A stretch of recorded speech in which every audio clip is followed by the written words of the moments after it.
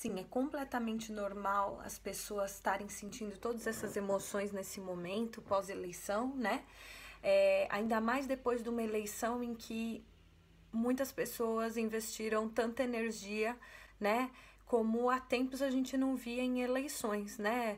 As pessoas nessa eleição investiram muito mais energia em debate, estudo, e aí a frustração, a decepção que vem nesse momento, é, pós-eleição, né, pós-resultado, essas emoções vão ser diretamente proporcionais, na minha opinião, ao investimento de energia que as pessoas tiveram na eleição. Então eu sinto que as pessoas estão vivendo, né, um grupo grande de pessoas, um luto coletivo com o resultado das eleições. Ou uma ressaca após uma maratona, né, em que você correu muito, treinou muito e veio um resultado que não foi o esperado. E as emoções, elas não vêm isoladas, né? A gente não sente uma emoção por vez. Eu não tô só triste agora, ou só decepcionado, né? Nós temos uma gama de emoções atuando juntas ao mesmo tempo, né? No emocional das pessoas. Então, nesse momento, eu posso estar sentindo raiva, frustração, tristeza, medo, tudo ao mesmo tempo, né? O que dificulta mais para as pessoas conseguirem lidar com esse momento. E aí essa confusão de emoções juntas e misturadas, elas turvam um pouco a nossa visão e o nosso discernimento com relação à realidade, com relação a outros âmbitos das nossas vidas.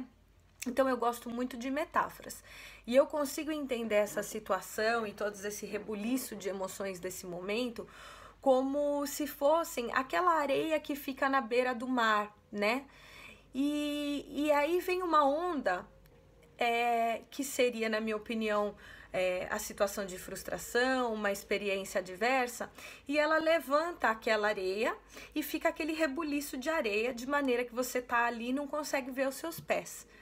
E aí como que você consegue ver os pés de novo, né, no mar, na beira do mar? Quando você espera que aquela areia decante. E aí você vai conseguir ver o seu pé de novo, vai ter clareza do que está ao redor dele. Então eu entendo que esse momento de rebuliço de emoções, né, emoções difíceis, acontece da mesma maneira. A gente precisa deixar essas emoções decantarem um pouquinho para termos mais clareza, né, de que decisões eu vou tomar, que atitudes eu vou ter daqui para frente, de que maneira eu vou discutir e vou continuar lutando pela minha causa. Bom, a primeira coisa a fazer diante dessa situação de emoções confusas, desse rebuliço, é ter uma atitude de autoanálise e de vigilância consigo e com o outro. Em que sentido? A gente tem que vigiar e analisar o quanto essas emoções confusas, essas emoções difíceis estão tomando a nossa vida nesse momento. Essas emoções estão me paralisando com relação a alguma atividade, eu tô perdendo muito tempo triste, né? O quanto essa raiva está afetando a minha vida social, né? Porque é importante que a gente considere as nossas emoções, que a gente não ignore o que está sentindo, porque se a gente ignora, abafa o que está sentindo, vira uma panela de pressão. Porém, quando essas emoções estão paralisando a nossa vida, aí é um alarme que a gente tem que ter, né? Porque pode ser que nós estejamos, ou as pessoas ao nosso redor, precisando de uma ajuda profissional. E o que acontece muito é que às vezes uma situação de decepção, frustração, né, no caso a resultado das eleições, pode desencadear e aflorar questões emocionais não elaboradas. Então a gente tem que tomar cuidado e vigiar para isso. O que a gente pode ter de bom, né, de entrar em contato com essas emoções difíceis? A partir do momento que eu assumo as minhas emoções e entro em contato com a minha humanidade, eu tenho mais facilidade de desenvolver empatia e acessar o humano do outro, né, e conseguir ajudar e compreender melhor o outro. Mesmo que o outro seja um adversário, uma pessoa que eu não concorde com os valores e causas. Bom, e quais são as ferramentas que a gente pode usar nesse momento difícil, né? Acho que se unir a redes de apoio e grupos e defendem causas similares às suas, né? É importante no sentido de que isso traz uma sensação de pertencimento e de que a pessoa não está sozinha naquela defesa daquela causa, daqueles valores, né? Acho que as pessoas têm que diminuir e tomar muito cuidado com as redes sociais, né? Diminuir o acesso e tomar cuidado.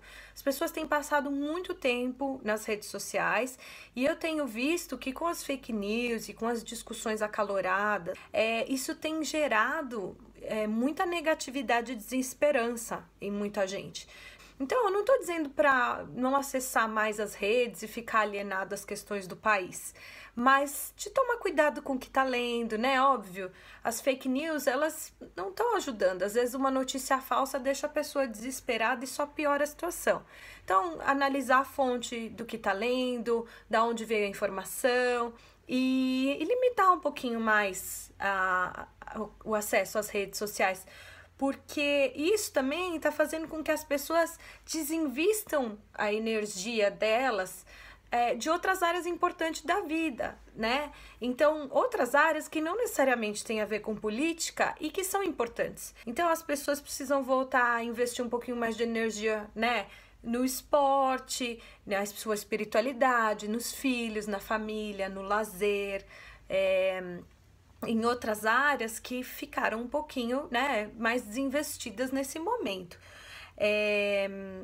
Assistir filmes que não necessariamente tenham a ver com política, as artes, as músicas. Então, todas essas coisas são muito importantes para o nosso emocional, para a nossa saúde mental. Nós precisamos disso, precisamos de um refresco, né? Até para clarear as ideias.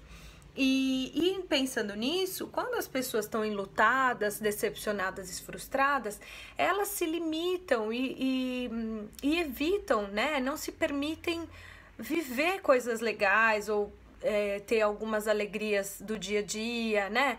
Uma pessoa que perdeu um ente querido, por exemplo, ela evita ou não se permite rir de uma piada porque ela se sente culpada. Como é que eu posso sorrir, fazer uma coisa legal se eu tô triste, se eu perdi aquela pessoa? Então é a mesma situação, né? As pessoas estão muito chateadas com o resultado da eleição, às vezes não estão se permitindo também viver outras coisas que são importantes, são alegres, né? E nós precisamos dessas emoções de alegria para dar outros tons, outras colorações para nosso momento, né? Isso vai ajudar a lidar com as emoções difíceis também. Então, a mensagem que eu queria passar é que cuidar de si é cuidar do outro.